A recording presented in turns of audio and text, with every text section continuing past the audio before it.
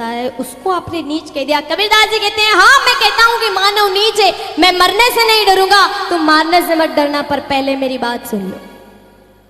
कबीरदास जी ने कहा मैं बता सकता हूं कि मानव अपने कर्मों से किस प्रकार नीच है। उदाहरण दिया, ध्यान से सुनना मेरी बात, हजारों लाखों करोड़ों रुपए की बात फोकट में बता के जा रही, ध्यान से सुन लेना।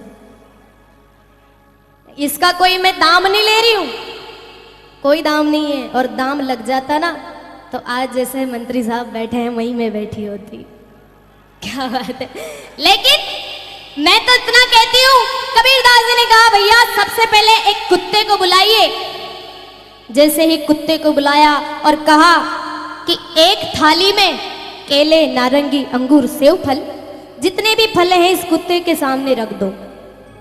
जैसे ही भाई साहब सारे फल लाकर कुत्ते के सामने रखा तो कुत्ते ने खाना तो दूर बल्कि उसकी तरफ देखा भी नहीं, क्योंकि कुत्ते कभी फल नहीं खाते हैं। कबीरदास जी ने कहा समझे, तो सबने मना कर दिया नहीं समझे। फिर कबीरदास जी ने कहा कि एक मांस की डली लाकर इस कुत्ते के सामने रखो। जैसे ही मांस की डली कुत्ते के सामने रखी तो कुत्ता तुरंत खा गया। कबीरदास जी ने कहा समझे, सबने मना कर दिया नहीं समझे।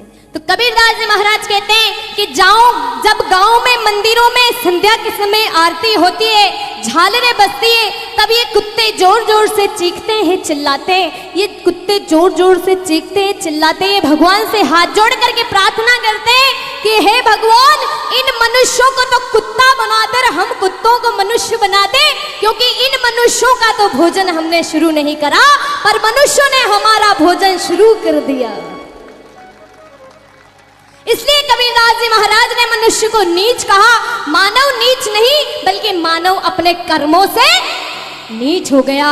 भगवान ने खाने पीने के लिए दुनिया भर की चीजें बनाई, लेकिन भगवान कहता है मैंने तेरे लिए काजू बादाम दुनिया की चीजें बनाई, तू नहीं खाए तो मैं क्या करूं, और नाली में गिर जाए तो फिर। भगवान शंकर के नाम पर लोग भांग पीते। अरे मैं कहती हूं कि भगवान कृष्ण ने जो किया वो करके तो दिखा। मेरे भगवान कहते हैं कि एक बार मेरे नाम का खर्च करके तो देख, कुबेर के भंडार नहीं भर दूं तो कहना, और एक बार मेरी तरफ कदम बढ़ा कर तो देख, खुद को अपने गले नहीं लगा लूं तो कह दे।